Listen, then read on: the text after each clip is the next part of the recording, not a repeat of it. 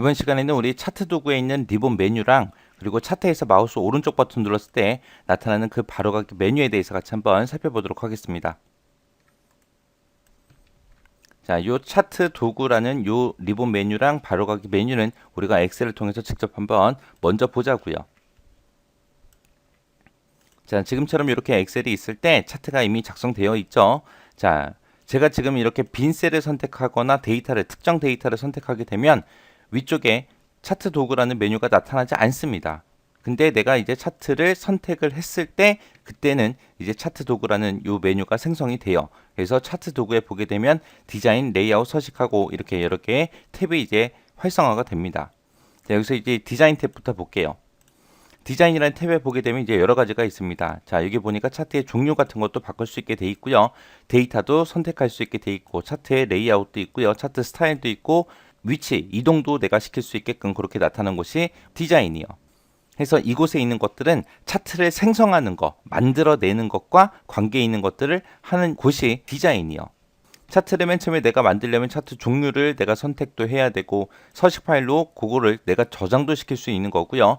내가 차트를 만들 때 데이터도 필요하죠. 그런 데이터도 행렬 전환하거나 우리가 데이터를 선택할 수 있게 그렇게 해주고 차트를 다 만들었다 그러면 차트를 어느 위치로 내가 보낼 건지 그런 것도 내가 지정할 수 있는 곳이 요 디자인이라는 탭이에요. 그래서 디자인 탭에서 할 수 있는 거 여러분들이 정확하게 기억하고 계셔야 돼요.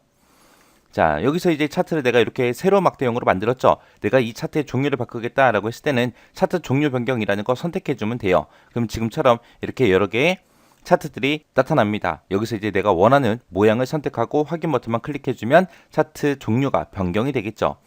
그 다음에 내가 서식 파일로도 저장할 수 있다 그랬어요. 차트만 서식 파일로 따로 저장할 수 있는데 내가 저장한 거를 여기서 이제 불러다 쓸 수 있습니다. 여기 보게 되면 서식 파일이라고 메뉴에 있죠. 이거 얘를 클릭하게 되면 이제 서식 파일로 저장됐던 것들이 나타나요. 거기서 내가 어떤 거를 선택하게 되면 그게 이제 차트에 적용이 되겠죠. 자, 이런 게 있고, 자, 그 다음에 이제 데이터라는 곳에 가게 되면 이제 행렬 전환도 있고 데이터 선택도 있고 있습니다. 자, 행렬 전환이 뭐냐? 지금처럼 이렇게 차트를 보게 되면 지금 범례 쪽에 보게 되면 기본급이다, 수당이다 여기가 써져 있고요. 그리고 가로축에 보게 되면 이제 사람들의 이름이 이렇게 쭉 써져 있습니다. 내가 여기서 이제 행렬 전환을 누르게 되면 지금처럼 범례에 있던 게 가로축으로 가고요. 가로축에 있던 게 이제 범례 쪽으로 그렇게 이동시킬 수 있어요. 그래서 차트의 모양, 형태를 내가 바꿀 수 있는 곳이 행렬 전환이라는 곳입니다.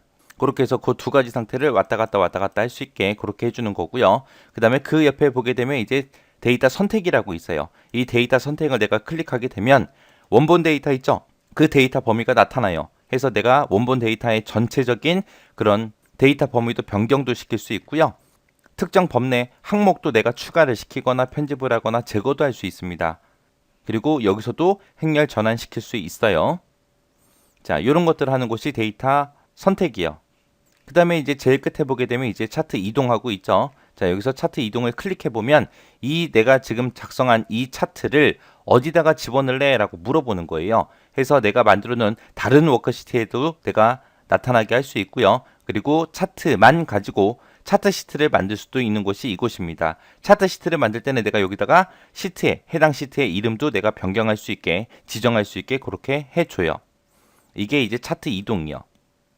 그리고 차트에서 내가 마우스 오른쪽 버튼을 누르게 되면 지금처럼 이렇게 여러 가지 메뉴가 나타나죠. 자, 이곳에서도 우리가 차트 종류도 변경할 수 있고 차트 데이터 선택도 할 수 있고요. 차트 이동도 시킬 수 있습니다.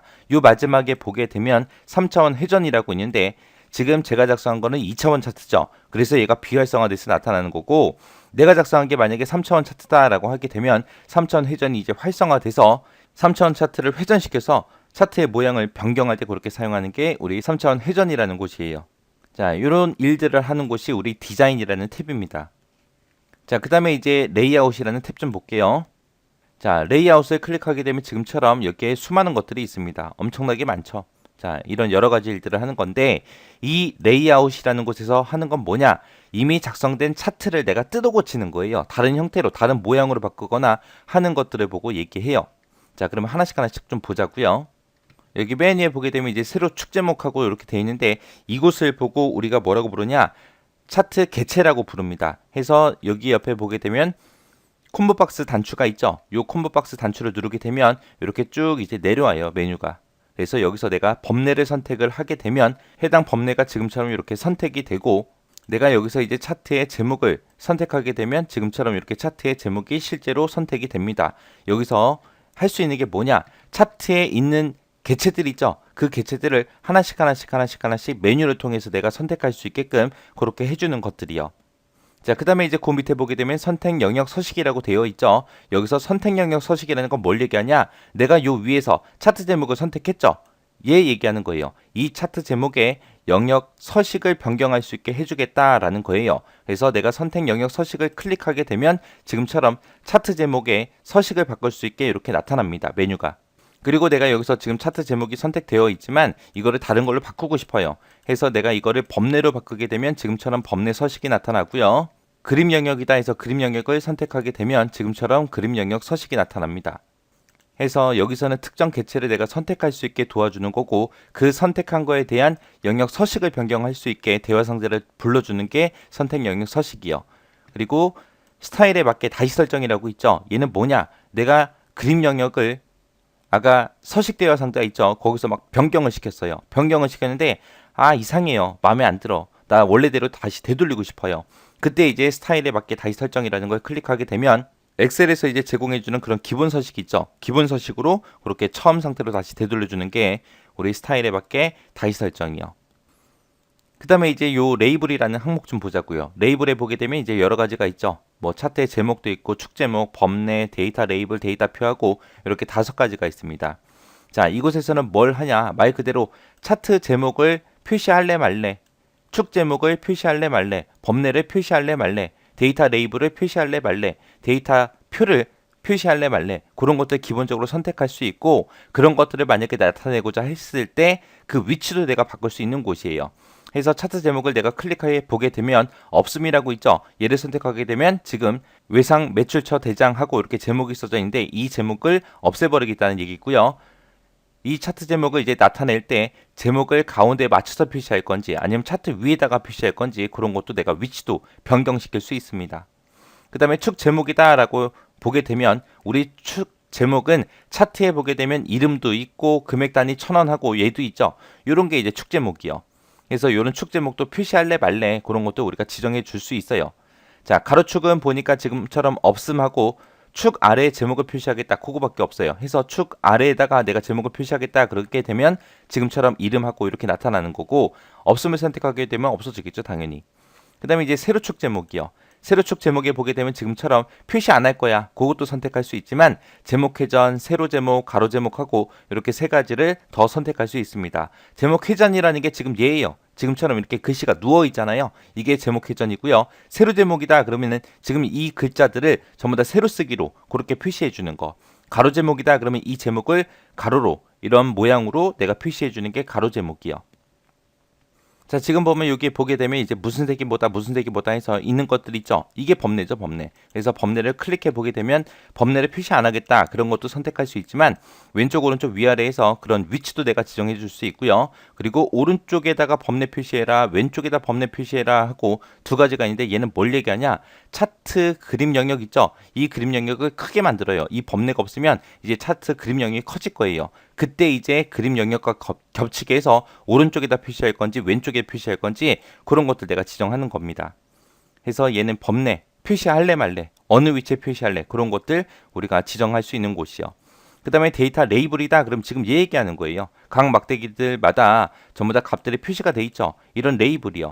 그런 레이블을 표시할 거야 안 할 거야 그런 것도 우리가 지정할 수 있고, 표시를 할 때 이제 가운데 표시할래, 안쪽에다 표시할래, 축에 가깝게 표시할래, 바깥쪽에 표시할래 라고 해서 이런 위치도 내가 지정해 줄 수 있습니다. 지금 이렇게 표시된 게 지금 바깥쪽 끝에다가 표시하겠다라고 선택해 놓은 거고요. 축에 가깝게 라고 하게 되면 이게 X축 있죠. X축 가로축이요. 이곳에 이제 우리 데이터 레이블이 나타나게 그렇게 하는 거고, 안쪽 끝에라고 하게 되면 이 막대기 제일 꼭대기 있죠. 여기다 이제 표시해 주는 거예요. 여기다가 표시해 주는 게 안쪽 끝에고요. 가운데다 그럼 말 그대로 이 막대기의 가운데에다가 표시해 주는 걸 보고 얘기해요. 막대기들마다 가운데다가 그렇게 표시가 되게 나타내는 게 가운데입니다. 자, 그 다음에 이제 데이터표요. 데이터표다 그러면은 데이터표를 표시할래 말래 그런 것도 나타내는데 지금 얘는 데이터표가 없는 상태고요. 데이터 표를 나타낼 때 데이터만 표시할 거냐 아니면 범례랑 함께 데이터 표를 표시할 거냐 그런 것도 우리가 지정할 수 있습니다. 자, 데이터 표를 내가 범례랑 같이 표시 한번 해볼게요. 범례랑 같이 표시하게 되면 요 아래쪽에 지금처럼 이렇게 작성된 거를 보고 우리가 데이터 표라고 해요. 그 다음에 이제 그 옆에 보게 되면 이제 축하고 있죠. 축에는 보니까 축, 가로축, 세로축 그거 그리고 그 축들마다 이제 눈금선에 표시할래 말래 그런 것들 우리가 지정해 줄 수 있습니다. 축도 찍어 보게 되면 가로축이 있고 세로축이 있고 있죠. 해서 가로축 같은 경우에는 이제 가로축을 없애버리겠다, 표시하지 않겠다라는 거고요. 그 다음에 왼쪽에서 오른쪽으로 축을 표시할지, 오른쪽에서 왼쪽으로 축을 표시할지, 레이블 없이 그냥 축만 표시할지 그런 것들을 이제 선택할 수 있게 해주는 곳이에요. 그 다음에 이제 축에 보게 되면 이제 세로축도 있죠. 세로축이다 그러게 되면 지금 얘 얘기하는 거죠. 그래서 세로축을 표시 안 하겠다. 아니면 기본적인 모양으로 그냥 표시하겠다. 아니면 이 세로축을 1000 단위로 표시하겠다. 100만 단위로 표시하겠다. 10억 단위로 표시하겠다. 이 세로축을 로고 눈금을 사용해서 축을 표시하겠다. 그런 것도 우리가 선택할 수 있는 곳이에요. 그 다음에 이제 눈금선이다 그렇게 되면 이제 가로도 있고 세로도 있고 둘 다 있겠죠. 여기서는 이제 없음. 눈금선을 없애버리거나 아니면 주눈금선, 보조눈금선, 주눈금선, 보조눈금선에서 이런 것들 선택할 수 있습니다. 자, 여기서 이제 눈금선에서 지금 얘 보게 되면 각 수치들마다 눈금선이 쭉쭉 그려져 있죠. 이 눈금선을 보고 우리는 주눈금선이라고 하는 거고요. 보조눈금선은 뭐냐? 그거보다 좀 더 세밀하게 그렇게 표시되는 눈금선을 보고 보조눈금선이라고 그렇게 불러요. 그래서 여기서는 주눈금선만 표시하겠다. 보조눈금선만 표시하겠다. 주눈금선, 보조눈금선 같이 표시하겠다. 그런 것들을 우리가 지정해 줄 수 있습니다.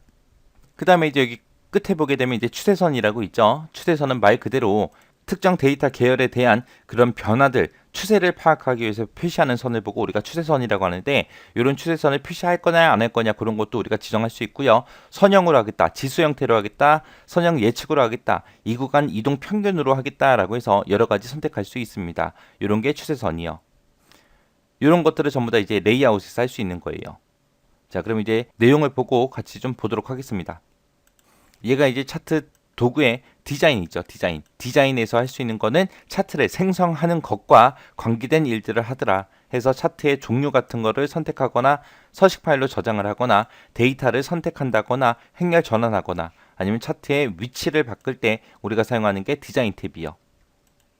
그 다음에 이제 레이아웃 탭이요. 레이아웃 탭은 이미 완성된 작성된 그런 차트의 모양을 바꾸는 거 해서 여러 가지를 할 수 있었죠. 여기서 이제 여러분들이 좀 눈여겨 보셔야 될 게 얘예요. 추세선이요. 추세선 같은 경우에는 모든 차트에 다 나타낼 수 있는 게 아니라 이런 차트에서만 추세선을 추가할 수 있습니다. 디자인 탭하고 레이아웃 탭에서 각각 할 수 있는 것들 구분할 수 있게 여러분들이 알고 계셔야 됩니다.